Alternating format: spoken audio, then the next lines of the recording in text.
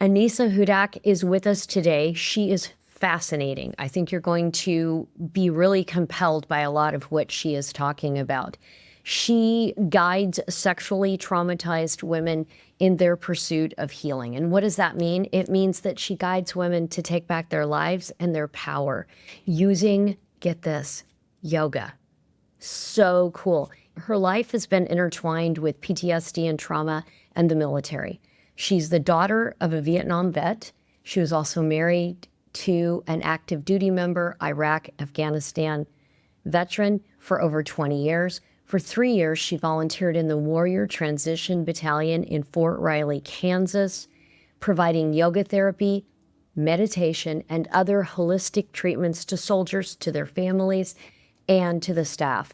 And after seeing others struggle and having her own personal struggles with trauma and PTSD, she was inspired to create the Trauma Healing Yoga Therapy Program. So interesting to think about trauma and healing. And I should say at this time, she has experienced 2 rapes in her lifetime. She will speak about one during this interview, so you should know that up front. Please take care of yourself if this is a very upsetting subject. Go forward at a speed and a pace in a way that's best for you. We are, of course, offering no medical information here or counsel, but rather information about one woman's experience, her journey, and what she now does. She works with people with all types of conditions. You're going to hear about that today, but she specializes in working with those suffering from PTSD, TBIs, and trauma-related issues, and she's been doing this for over 10 years. I think you're going to get a lot out of this and want to share it with others that you know who could really be enriched with the information. Welcome to my realm. I'm Tami Jorden, and this is Butterfly Days, the podcast that proves you're not past your prime. You're living in it right now because women don't have expiration dates. Butterfly Days is a celebration of the extraordinary potential of Gen X and Boomer women. Throughout history, women have shared wisdom to uplift and empower one another. And you're about to learn hard-earned wisdom and best-kept secrets from interesting, inspiring women. So if you're ready to embrace your butterfly season with confidence, find joy in the present, and create a legacy that matters, you're in the right place. No more holding back. Let's spread our wings now. Here we go. Welcome to my realm. This is Tami Jorden, and you're listening to Butterfly Days. My guest today is Anissa Hudak. You've learned about her before, but now we're going to speak with her. I think you're going to be so blown away by some of what she can share with you about trauma, PTSD, and in particular, sexual trauma that may have happened to us. She's going to connect us with an understanding of this kind of trauma and how it tends to come up in midlife and maybe menopause for a lot of us as we're going through it. We are thrilled to have her today. A couple of things I want to tell you about her besides all of the cool certifications that we talked about in the intro. She is a Reiki master also, a yogini, a speaker, a foodie, a tea drinker, me too, a Yankee fan, which I loved, although I have to be with the Astros. She's a Black Friday shopper extraordinaire, a mom to 2 boys and an angel. She is 23 years as a military spouse, and she is a rape survivor. So this is a woman in full, and we welcome, and we're so happy to speak with you today, Anissa. Thank you so much for having me on. I've been looking forward to this chat. Me too. I think a lot of your wisdom in this area will be really helpful. I have been speaking with a number of women lately who are talking about how, like we all kind of realized it, a lot of sexual trauma, kind of the lid comes off it, perimenopause, menopause, right in that area in a way that it did not before. Are you finding that in your work? Yes, very, very much so. And I think that it's happening for a couple of different reasons. During that perimenopausal time, there's a change in the body. And for a woman who has had sexual trauma prior to that, we don't like surprises and we don't want change. And so when something is changing and happening and it's with our body, which we already don't feel very comfortable, safe with, trust, that really is very unnerving that now there is this change happening within the body. So that's number one. Number two, again, when we've had sexual violence and trauma prior to this, a lot of women stuff it. They don't deal with it. Stuff it. Yeah. Stuff it down. And, they get busy, they get married, they have kids, they're doing the whole thing. And then all of a sudden the kids grow up. They become an empty nester. Their body's going through this change. And all of a sudden it's like, oh, crap. I've been left with this bag of crap. And I got to deal with it. Again. Yeah. Well, most ladies haven't dealt with it. And so now they're left with this bag of crap to deal with, along with a body that is changing. Yeah. Hormones that are changing. And so, it happens on a lot of different levels. I love that. And I think, you know what, do you like, what are the stats on rape are awful when we listen to them. Do you know much about that? Too much. We think that, especially because of underreporting, 1 out of every 2 women have experienced either sexual violence or sexual harassment. Yeah, I'm not at all surprised by that. And you referenced it earlier, but I think part of the reason every listener right now, this, you're thinking either I experienced something or I have girlfriends who did, but all of us, I don't know if it's culture or you can call it socialization or what, but we were the era that we're all talking to, those of us who are coming into menopause, you didn't talk about it. It was a private shame thing. It was your job to suck it up and not tell. And to not let that be something that came out and impacted your life around you. This generation may be doing it different, but Gen X, Gen Jones, late boomers, don't tell. And a lot of it is you don't want to ruin a guy's life because he made a mistake. Yeah. Excuse me? All the gaslighting on that. Yeah. And it can be from your family. It could have been HR or in a job situation. I've had both of those in my past experience. It can be the relationship itself that you were in at that time. There's just a lot can be culture. We don't talk about that, right? I think back to some of the stuff that happened, and it's insane what we tolerated. But just for the point of reference here, I think it might be interesting. What exactly qualifies for sexual trauma? Because I think it's a broader definition than what we may realize. Well, first I want to point out that sexual trauma thrives on silence. And it thrives on secrecy. Yeah. So that's number one. To answer your question, what categorizes it? I think any sexual situation that leaves you feeling yucky. Or hurt or damaged. Something did not go right. Does that mean you were raped? Not necessarily. Yeah. But something did not go right. Well, molestation may not be rape, but it's just as problematic and damaging. And what is rape? I mean, that's even a bigger question. What is rape? Yeah. And I think everyone has this idea that it's this guy dragging a girl down a back brute and or breaking into her apartment at night. Almost 90% of women who have been sexually violated, it's by someone they know. Yeah. And it's not somebody pulling them down in a dark alley that they don't know. Right. Yeah, or even recently I was talking with, and there's incest, there's all kinds of things, but recently I was talking to somebody and she was telling me a story that she had a partner who It was the end of a relationship, had gotten slightly violent. She was thinking maybe we could still save this. And their last sexual encounter, unbeknownst to her, he removes the condom, and she's left with a month of terror that this has not gone well.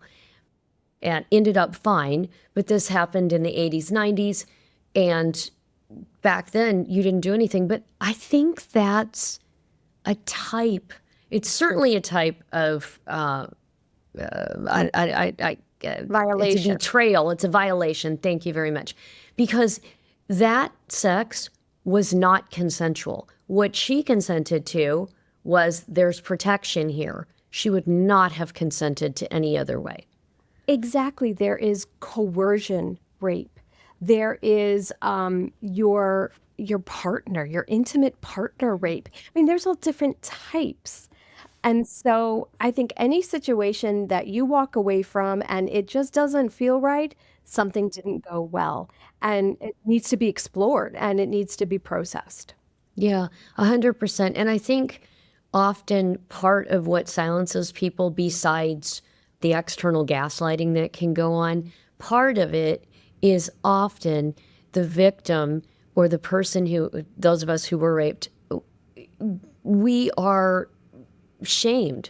Like it's your yes, there's external shame, I think I'm trying to say, but there's also the internal shame of I shouldn't have been there. I should have said no sooner. I should have. There's probably a very long list, right? Yes. You know, in both of my rape instances, I walked away saying, was I raped? Like, I didn't even know. And it took actually going to a talk therapist and saying, okay, this is what happened. Is this rape? Was I raped? And the first time, the therapist, she was very clear with me. Yeah, because X, Y, and Z. Right. And then the second time, I was a lot older and wiser and had tools, and this person looked at me and as a peer and said, "Well, what do you think?" And I was like, "Yeah, I think so." And they're Now like, I see it. Yeah. Well, sometimes it's a matter of seeing it. And I think getting to the point where I don't know if it's a maturity thing or a hormone thing or maybe the beautiful dovetailing of both, but when you get to a point where your maturity can bear it and there's space, for instance, children leaving the nest, when you get to a point where that's going to begin to open up something for you, often in midlife, that's where it starts coming back up. And I kind of think that there's a healthiness that's possible by it coming back up at that age. Yes, it's best if it's resolved early on, but to reprocess with your now wisdom and maturity the story of what happened back then, I think it can have value. Am I crazy on this? What do you think? I think it's a beautiful thing. I think it really lends itself to, you're absolutely right. There's more tools, there's more maturity, there's more wisdom there. We learn patience.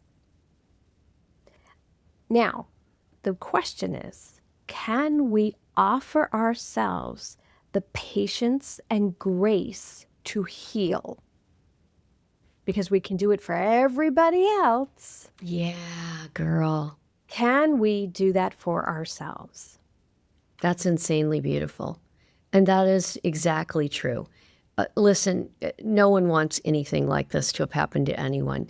But if you're listening to this right now and you're thinking, oh, wow, and something's coming up for you, we just want to invite you to listen a little bit further in this conversation and see if we can offer you something that might help you heal and move further in your process.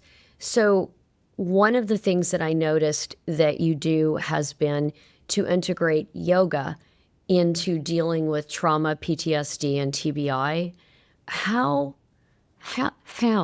does yoga help? I'll ask the rookie question. So the distinction being it's yoga therapy. It is not fitness-based yoga. Oh, It is the yoga therapy. Now we're not talking about your feelings while you're on the mat. That's not what's good. happening. So yoga therapy is helping a group of people reach a particular goal. Now there could be yoga therapy for cancer, cardiac rehab, all different types of people helping them reach a goal. I happen to work with PTSD and traumatic brain injuries, TBIs. And so it's really about welcoming people back into their bodies. Is that when you've been sexually violated or harmed in some way? Is that part of what's happened? Is you've sort of left the fullness of being in your body, certainly comfortably? Absolutely. Absolutely. And so it's really helping to welcome you back into your body, feel comfortable in your own skin again. And what a lot of people don't realize is that with PTSD, it starts in the body. All of the other things like depression, anxiety, hypervigilance, the anger or the weepiness or whatever, those are all symptoms of PTSD. And there are over 75 different symptoms that make up PTSD. Wow. So it really takes someone to look at the entire person because it's physical aspects, maybe irritable bowel. It could be heart palpitations. It could be, having trouble hearing. Wow. It's all different types of things you don't know. And so it takes somebody looking at the entire person and all of the symptoms to say, aha, we have an experience that was traumatic and all of these symptoms. Yeah, we've got PTSD going on. Wow. It is not just a military thing. Wow. So sexual trauma, if it happened to you in your earlier life, can absolutely still be impacting you, even though you packed it up, you put it away, you said, I'm not ever going to think about it. You don't want to think about it, and you want it not to impact you. It still can be in your body. Absolutely. The body Resonating, yeah. stores it. It's actually on a molecular level within your body. It's stored in certain muscle groups more than others. However, Wow. it is molecularly, if that's a word, all throughout your I body. think it is.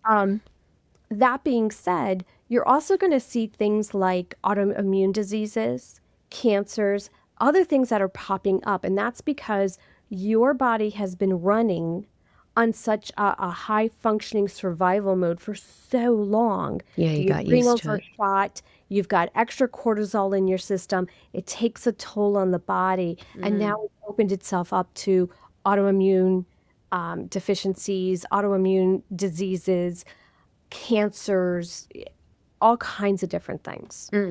And that's why, even if it's difficult or if it's not pleasant, it's probably really beautiful that your body has brought it back up to you now, where you have more space, children leaving the nest, etc. Hormones going down. So I think we all know we don't give many cares anymore. And that's probably actually helpful to be able to bring that back up and get it out of your. I mean, is that what the yoga is doing? Is it helping you get the trauma out of the body? Am I envisioning that right, or how would you frame it? Yes, on the surface, yes, what you said is absolutely correct. What it's really doing is creating more of a bandwidth so you can deal with more. Your body is bringing this up, whether it's symptom sets or it's triggers, however it's bringing it up. Now, what you do with it is, of course, up to you. By utilizing the yoga, we are helping to reset the central nervous system, which is key. Key. We are helping it release the trauma, at least the emotional baggage from the body's perspective. Yeah. And that thus creates a bigger bandwidth. So you can deal with more stuff, more stress and what have you. Do you want more stress? No. No. However, you're going to be dealing with something, and so you're going to need a little extra bandwidth to do it. Does that give you a little bit more peace in the mix as well when you have more bandwidth? Absolutely. Always the goal, sister. Always the goal. I love that. So I'm thinking about women who are listening to this and who are thinking, okay, so I could do yoga therapy. Is this in addition to talk therapy? Would this be a nice complement? Like, how do you see how these things can fit together for a woman who's saying to herself, holy bleep, it is coming back up for me. What should I think about doing to wisely address it? Great question. There's 3 areas in which you need to really address. So you have an issue. Mm-hmm. The first thing is awareness, really coming into awareness as to what is this? And how is this holding me back? How do I want to do this? And so awareness is the key. And that comes from the conscious part of the brain. A talk therapist would be one way for you to come into awareness. Not the only way. However, it's a great way. Now, keep in mind, though, you are only in your conscious part of your brain 5% of your day. So it's really going to be very hard for you to do all of the work in a place where you're only 5% of your day. Like, that doesn't make any sense. And isn't consciousness only like 20% of your mind's capacity anyway? So it's a small percent of the day and only a small chunk of your brain. I think you're being very generous. I think I am too, but I was trying not to come in too low. Right? So then the next thing is the body. We need to get the body on board. Yeah. And so, of course, I'm a big fan of yoga therapy. Amen. I might be biased. However, there are other ways to do this. Some people love to run. Some people like to walk or hike. Martial arts is great for this. Kickboxing, whatever your jam is, it doesn't have to be yoga therapy. However, in my opinion, it's the best form. And then the last part is the unconscious part of your brain. And that's where you spend 95% of your time. Yeah. If you're going to make any real lasting changes, this is where we need to make it, is in the unconscious part of the brain. And so that would be really, the third piece of the puzzle. So it's awareness, body, unconscious. I love that. And so is that where yoga comes in? Is that in doing the moves, the postures, the positions, we're able to get the body to release what it's holding? Yes. So that would be the yoga therapy portion. That would be the part where we're getting the body on board. So the second, and then the third piece is the unconscious, where we're really getting in there, allowing the unconscious to look at the event, process the event, learn from the event, because there's always stuff you can learn, even if it's bad. Even if it was an unpleasant situation, you can always learn something from it. Yeah. Take those learnings and be able to move on and create different patterns within your life. Stop patterns that you want to stop. Yeah. So it's all about working with the unconscious at that point. Well, I love that, because what you're doing, what I hear you saying you're doing, is you're giving women back their power. You're sort of helping them navigate that path back to their power. Because if your unconscious is controlling you in ways that you probably don't want, this is a time in your life where you can begin to move in a different way that allows you to better have the kind of control and live in a way that you want, rather than be controlled by the past and the story of what has happened to you. Is that I'm going to ask you more about yoga in just a minute, but I'm wondering, is the story of what happened to you, in other words, the way you remember the story, how important is the story of what happened to you, as in the way that you remember it and the story that you tell yourself, or the story about the story. I was fine until that happened is the story about the story, right? Well, first I want to change the linguistics here. Okay, I don't give please. anybody back their power. Fair. Fair. They take their power back. Yes. I might help them. I might Yeah. guide them. I might give them a nudge. Yep. I do not give anybody their power back. They take it back. They have their own agency to do that. I love that. And maybe just a little bit empowerment to do that. But that's it. That's on them. Okay. Whether they want to or not. Because some people really dig being a victim. And if you want to you spend can your do life, that. you can have it. All that's all you. But this girl doesn't play that way. And so further on, what you were saying is how important is the story? It's not. Interesting. Tell me more.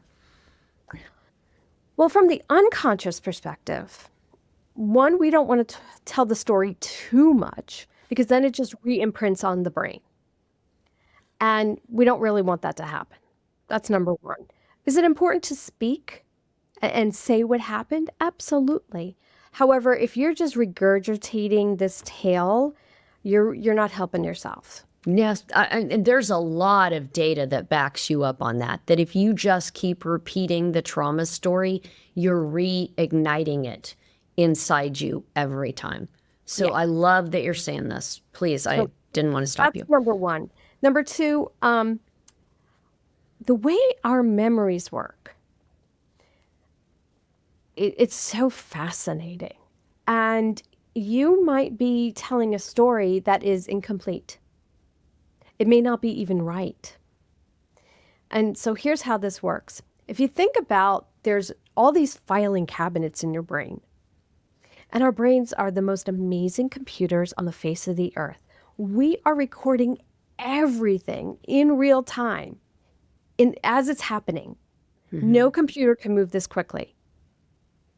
And so if you take what's happening and let's say you take out the hearing, the audio part, and you put it into one filing cabinet, and then the actual visual, how things felt, how, the tactile, how it smelled, how it tasted, and all of these different things, right? All of these parts go into all these different filing cabinets. When you recall a memory, all of these filing drawers open up and it brings it back and it creates the memory. However, when we've experienced trauma, especially a traumatic event, not all of the pieces may come back together. Oh, wow. It might have been misfiled. Now, in order for the brain to have a cohesive memory, it's got to have like all 5 parts, let's say, right? Right. All 5 senses. Well, if we only got 3 out of the 5, your brain is going to do something to help you out. Isn't that nice? Does it fill it in? It fills it in. Whoa. Now, it gets even better. But thanks to the cavemen, we actually are wired to think negatively. Right. Because negativity kept us safe. Right. To predict the threat constantly. Exactly. And so the brain, in its infinite wisdom, helping us out, is going to fill in those holes in the memory. And it's usually with stuff that either isn't correct or it's negative. Yeah. And so you're not remembering the memory as it actually occurred. Wow. Ruh-roh. Ruh-roh. Yeah. So here we are, and if we're retelling this, we are retelling a memory that's not even essentially correct. Yeah. Are we doing that on purpose? No. We're not doing it maliciously. And we certainly don't want to infer that anyone who's had a traumatic thing happen to them, you're all wrong, you don't remember it right. That's not what she's saying. You're saying something very specific. And actually, based on everything I have ever read in psychology stuff, what you're saying is correct. It keeps getting overwritten, overwritten, overwritten, and there are things that are lost, and memories are not perfect. Exactly. And so we don't want to reiterate this tale because we know it's wrong. Yeah. And what we want to do is, the brain will let you have those little bits and pieces when it feels that you are ready for them. Which is why all of a sudden, let's say you're walking down the street and you smell apple pie and it takes you, boom, right to a place, right? Smell is actually one of the strongest senses for that. Because it's actually located, your sense of smell in the brain is located right next to the memory section. Wow. So that's why smell is so powerful. Yes. As a trigger. As a trigger, yes. And that's why when you smell apple pie, you're right back into, grandma's kitchen. Yeah. And so that's why sometimes you get triggered. You see something, you hear something, all of a sudden, and your brain is like, all right, you're ready for this. Yeah. Boom, Yeah. there you go. So there's a lot of different pieces going on here. Yeah. And the brain is just amazing. And how it's able to do that. This is so interesting in thinking about how we process trauma and how we remember it and how bring it back up. So if I'm thinking, you know what, I bet it is in my body, and I bet I am finding that I want to come to a place where I can release it. What would a yoga session that you would lead, like, what would it look like, or what do we do? What if I don't have mad yoga skills, baby? Does it matter? Absolutely not. Okay. I kind of liken it to when you start going to the gym and you are lifting weights, you do that because you're not strong. Right. Not because you're already strong and you want to become stronger. Does that make sense? Like Yes, you build the muscle. Yeah, you don't build the come in with muscle. it. Yeah. And so you may not be flexible. That's okay. You're going to build that flexibility on the mat. That's what we're doing. And That's the point. Yeah. That's the whole point. But the beauty of it is that flexibility that you're learning physically on the mat Yeah. actually also happens in the brain. And you become flexible with your thinking and with your mindset, and your bandwidth, and all of these other things. You become, you're able to create solutions to problems. I do my best thinking on my mat and I'm not thinking. When I'm on my mat, Wow. it's brilliant. I can be on my mat and you have to be thinking about what you're doing on the mat. You have to Right. absolutely be present. or Fully else you're gonna present. fall over. You're going to fall over. And it's usually in Warrior One. And all of a sudden, the answer to this problem that, bing, oh my gosh, that's the solution. That's what I need to do. Yeah. And of course, then I'm a little wobbly. I got to get back into my pose. But then I'm like, oh my goodness, there's the That's it. answer. It comes to me. Yeah. Why? Because I was flexible. I was in the moment and I wasn't even thinking about it. And it happened. So Yeah. that's the physical flexibility also comes into the brain. And it's just amazing. Yeah. Do you think that, because I have a theory, so I'm going to bounce it on you as you're continuing to tell us about this. Do you think that maybe if we thought about it, that the body actually wants to help us let go of, release the trauma that it carries? And as we've talked about earlier, thus it's being brought back up. But also, when you stop and you're doing something like yoga or people who walk in nature, I think there are certain things you can do where you kind of get into a flow state, and then what you need comes up, almost like your answers may be inside you, but we have to get to a place where we can hear them. We're actually built to have the answers, but in modern society, We need ways to get ourselves into states that allow us to hear our own wisdom. This is this theory that I'm developing. Does your work validate that? Ding, ding, ding, ding, ding. Winner, winner, chicken dinner. Exactly how it happens. And Wow. our society, especially now, is so noisy. Yeah. It's noisy. We have so much information being thrown at us and thrown, literally shoved down our throats. Yeah. We have to unplug And give space. just for us to hear our own internal dialogue. Yeah. And yes, the body is totally, in fact, when you have symptoms, the body is screaming at you, pay Yes. attention to me. Yes, great point. Great point. So, if that's going on for you right now and you're listening to this, I want you to think about that because so often your brain's like, I don't have a problem. I don't have a problem. And, your stomach, your digestive area, your headaches, muscle aches, your body is saying, I have a problem that you need to start listening to. That's important. That's a really critical part of, I think, being a midlife wise woman is knowing that and admitting it, you know? Admitting it, knowing it, and then doing something Yes. about it. Get Yes, into Anissa, yes. I love that. And then doing something, giving yourself space to process that out. What a brilliant distillation. So you said that there's therapeutic yoga and there's the physical fitness. based. Yeah. Yes. Thank you. So if I'm in your yoga class in support of trauma, is it just like a regular yoga class, or are there differences to the way that you do it? Big differences. Oh. Big differences. Yeah, this is not what you're going to get at your corner yoga studio.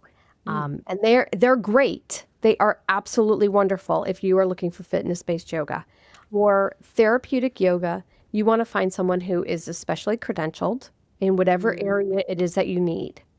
Okay? So that's very important. You need to get your needs met. Yeah. Amen. You're not going to go to a dentist to have them put on braces. Right. Right. Okay. Okay? So you're not just going to go to any old yoga class. Yeah. What makes this yoga class different? Number one, if we were in person, the lights always remain on. Oh, I didn't see that coming. And that's so that we don't trigger fears, or why do the lights stay on? Most people with PTSD aren't digging the dark. Yeah. We need light.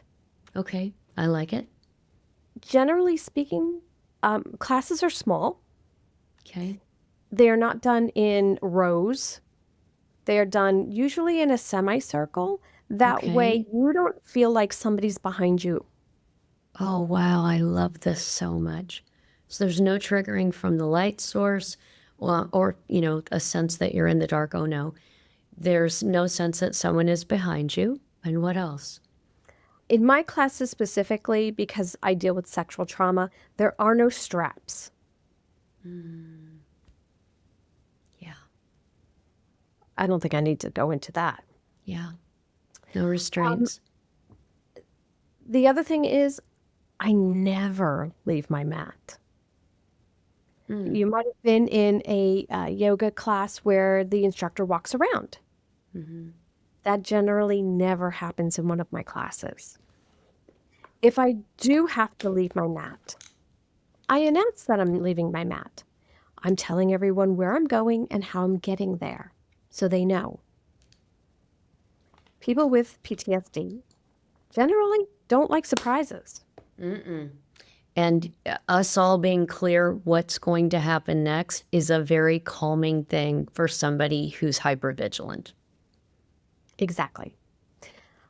I generally do not manually adjust anyone.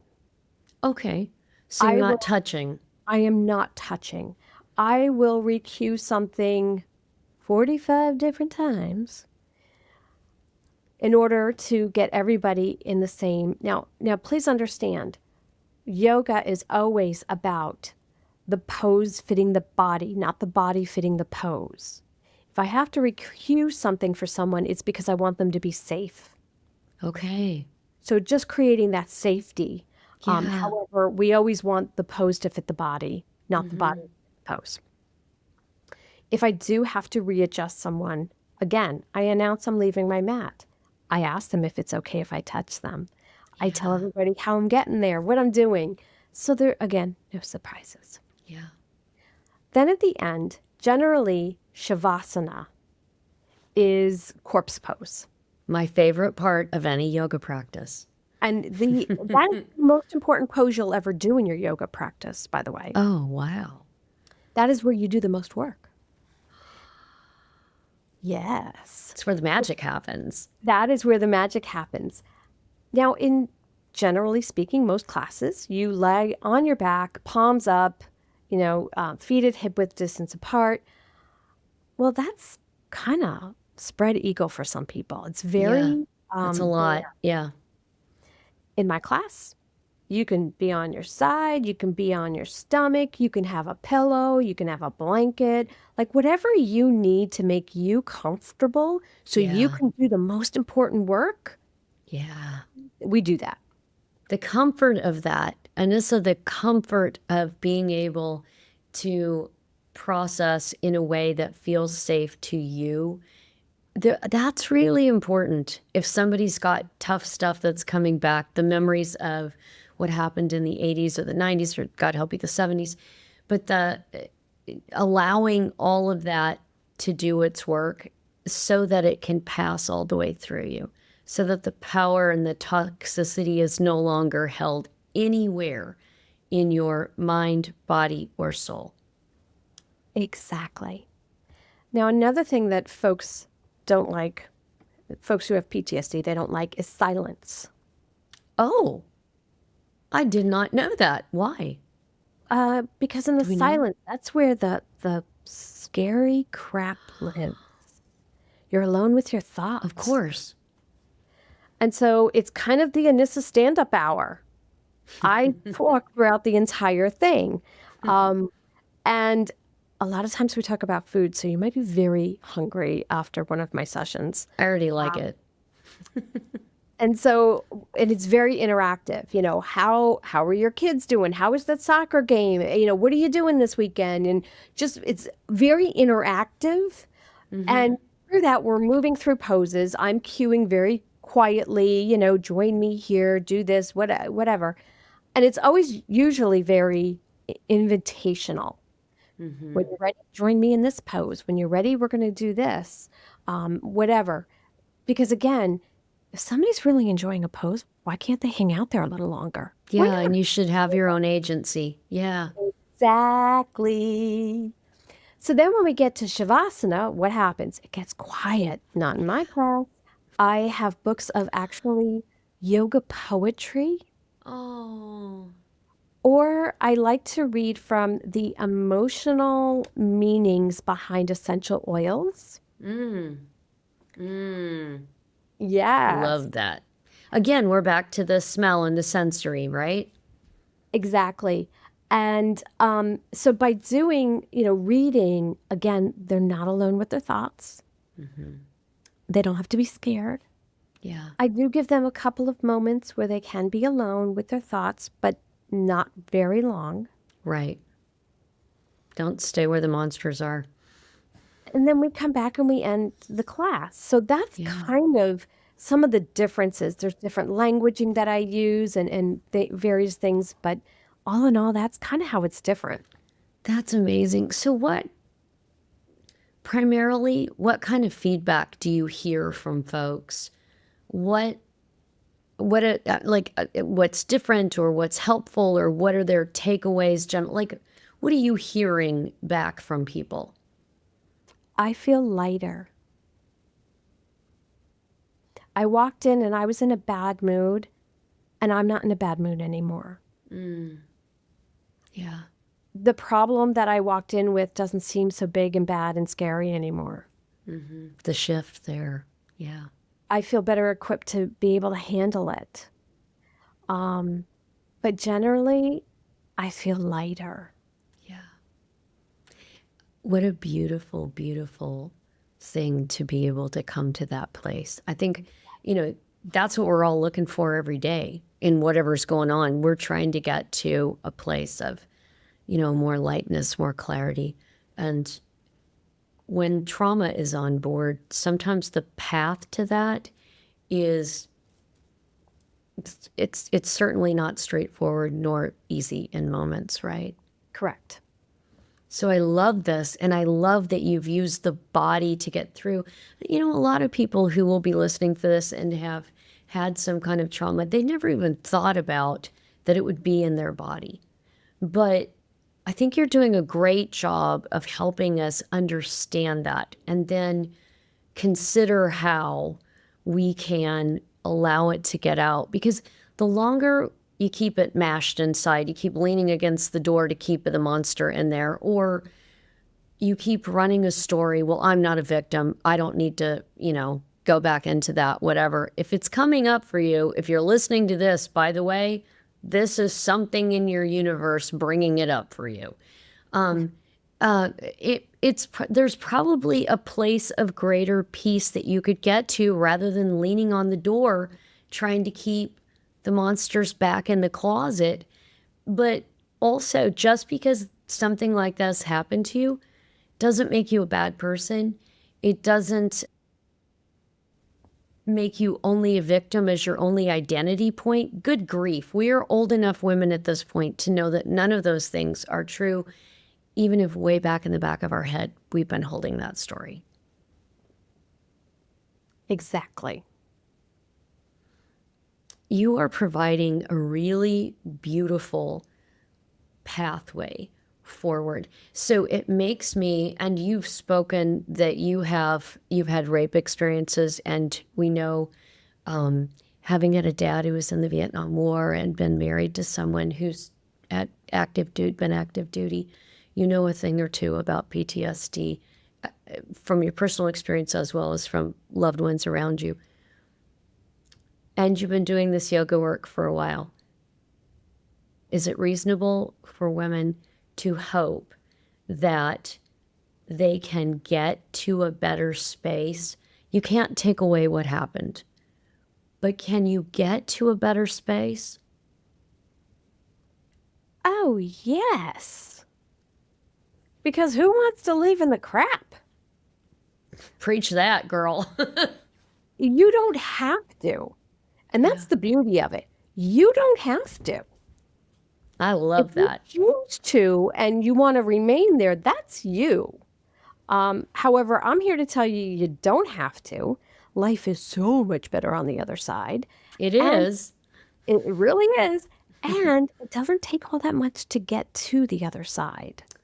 Especially when you have the amount of wisdom and understanding that we have peri and postmenopause. Your earned wisdom of a lifetime. Wow. This is such a message of hope. Now, is that a lot of, tell me about the Phoenix Rising experience and how that plays with what we're talking about. Well, it's exactly what we discussed, and I kind of came up with this 3 station methodology, if you will, for lack of a better term, and that is awareness, and then the body work, really being able to feel safe in your body again, and then the unconscious work. And that's really where, we deal with the big, ugly monster, and we do it in a way that is efficient, effective, and gentle. And gentle. No. And this is what you have a program called the Phoenix Rising. I can't think of the whole title. Touch me about that. It's okay. It's absolutely what I just discussed. It is one, awareness. I am aware I have a problem. I am aware that I am, still dealing with this and I don't want to deal with it anymore. And I want to be done. So then the other part of this is, okay, I need to get it out of my body. I Yeah. want to feel safe in my skin again. I, and even with just being perimenopausal and menopausal, we lose a lot of feeling sensuous. Yeah. And it plays into question our sexuality and all this kind of stuff. So really being on the mat really makes you feel good in your skin. And so it really helps on a lot of different levels, I along love with that. resetting the central nervous system, getting the longer bandwidth, getting it out of the body. And then we go into the unconscious work. And that's essentially what I do, what I help women do day in and day out. And do we have to live near you? Is this online? Is that possible? Absolutely not. No, I do everything online, believe it or not. I love it. Yeah, where I live, the livestock outnumber the people, and the cattle really don't dig the yoga, although the bison like it. Don't ask how I know that. And but women have this problem Yeah. globally. Yeah. This is a global thing, and Yeah. I am able to work with women all around the world, and that's the Oh. beauty of it. Oh, I love that. I love that. And I think there's something really powerful about having, because, I have sexual trauma things in my past. I have very close women, to me who do as well. And have some of them I've known since we were like high school aged and seen how what transpired, how it over the decades, how it impacted us. And so to know that at this point, our bodies are bringing it back up, and then we can find people to help us process it, much like you do with your program. We'll talk about that in just a minute. But that we don't have to live like this. We don't have to listen, it happened to us, but we don't have to be a victim. We can, what is it Viktor Frankl says? That the last of the great human freedoms is to choose how you will respond in any given set of circumstances. And maybe you did experience trauma or sexual abuse, but you don't have to stay just a victim. You have the power to make choices that will take you further on. Absolutely. What an amazing job you have, lady. Not a Really is what job. I'm thinking. It's not even a job. Calling. It's a mission, because I don't want women to just be like, okay, this is where I'm at, and then live there. Yeah. Life on the other side is so much richer, and everyone should experience that. Yeah.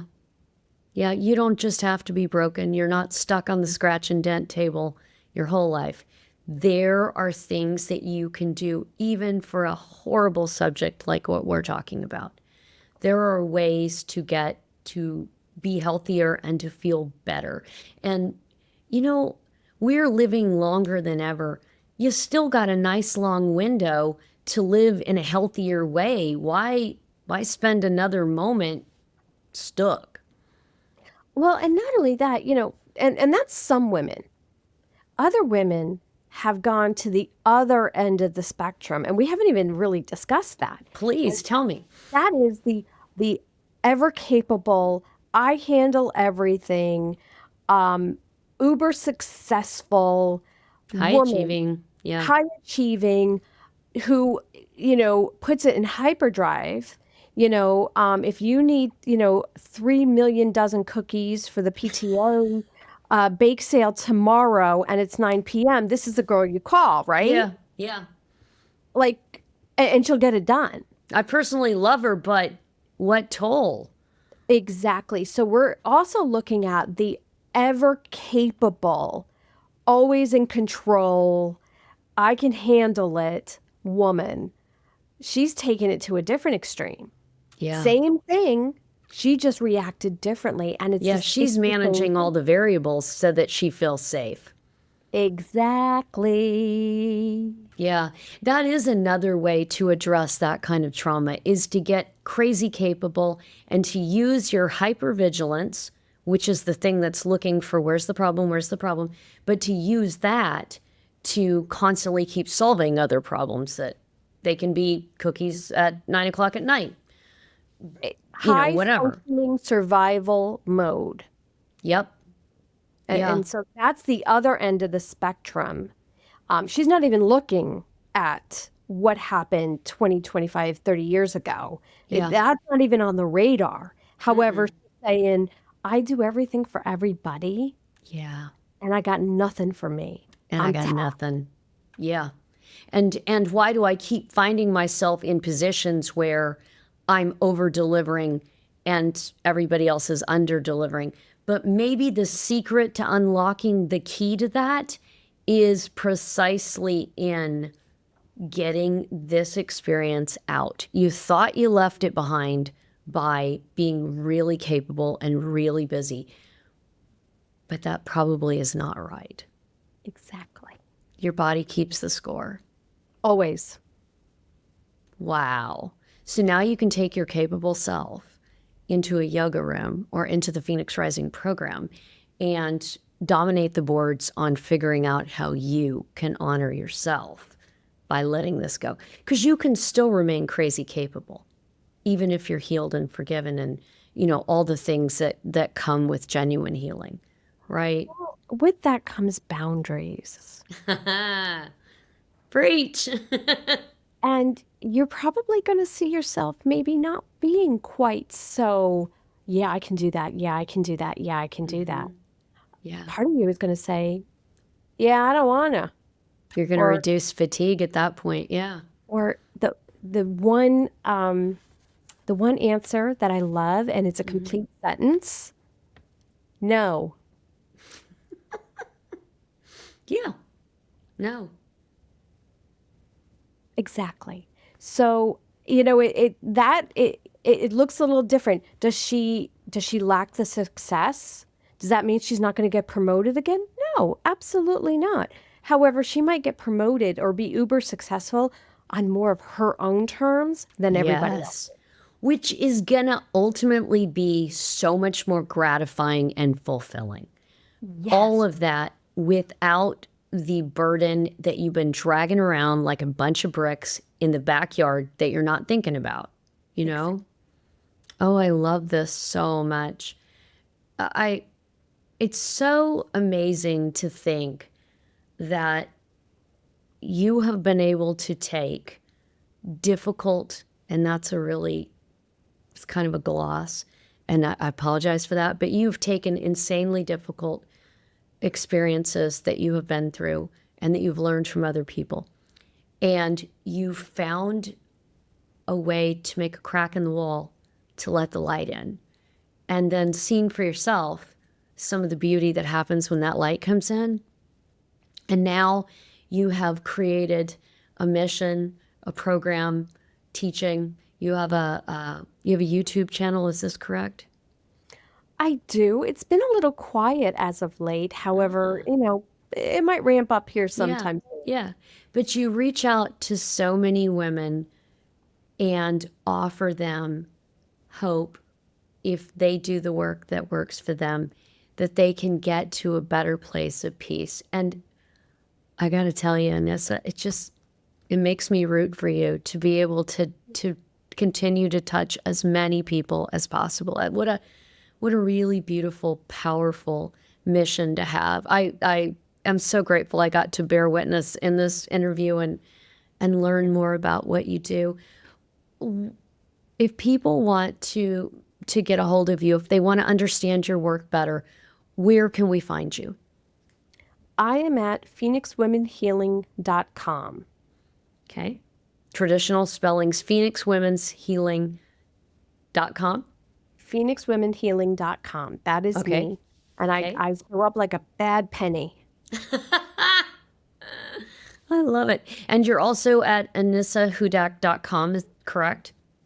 That's all for my speaking. If someone is interested in having me come speak, that is like my speaker page, and it will take Fantastic. you to the Phoenix Women. However, the Phoenix Women Healing is all about the healing. I love that. I love that. And are you on Facebook, Insta? Where else might they find you? I'm really big on LinkedIn. Love I'm a it. LinkedIn girl. I am on Facebook. I am on Insta. Um, I'm on X, but that's it. Like, I'm not on TikTok. I am not that Yeah. groovy. No, we're I'm not that hip. really, I'm not, and that's okay. You might find me on Threads. You might. Uh, Google, Yep. you know.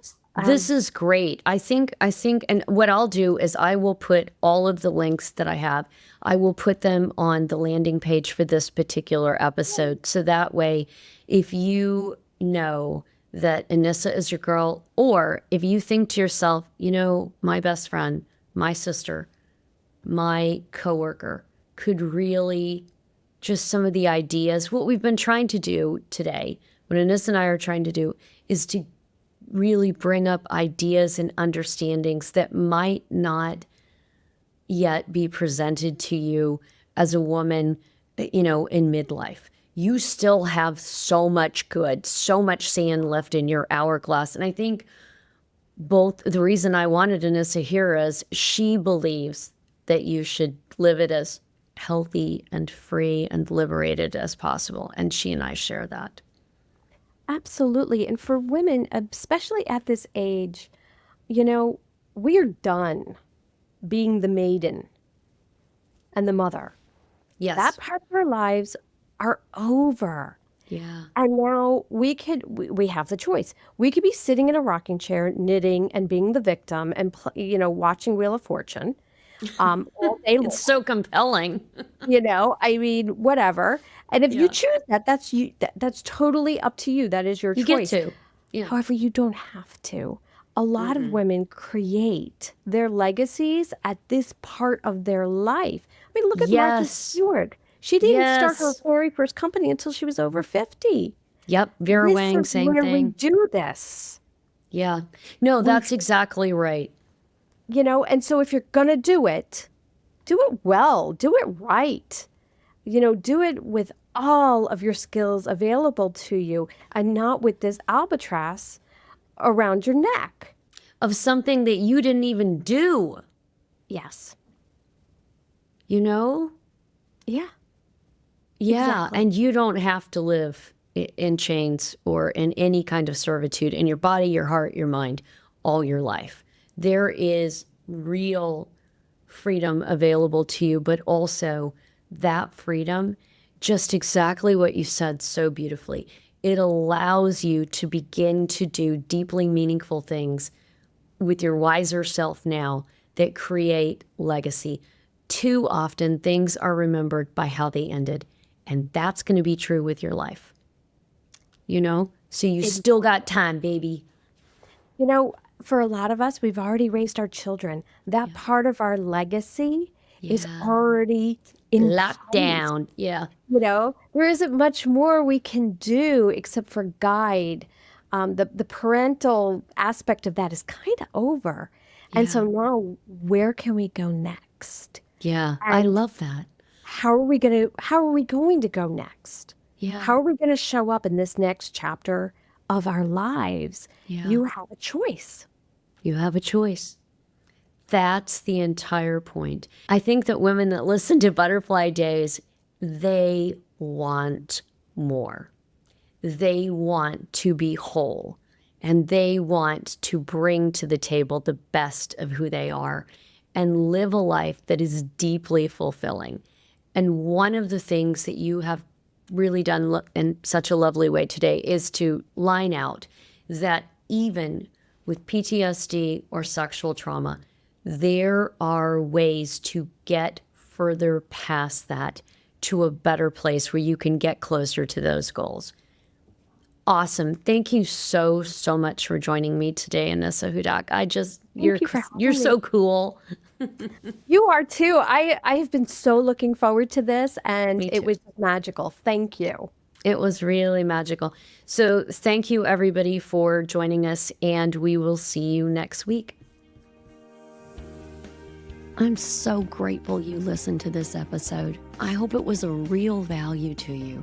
If there's a sister in your life who needs this message, please share it, just like women have done to lift each other up over the centuries and across cultures. Women lifting each other is so important. It's why I do this work. And to avoid FOMO and keep up leveling your own life, make sure you don't miss the next episode. You may be losing hormones, but your life has given you powerful perspective. And I believe you have something to give that no one else does, that the world needs. So remember, I'm rooting for you. Let's go.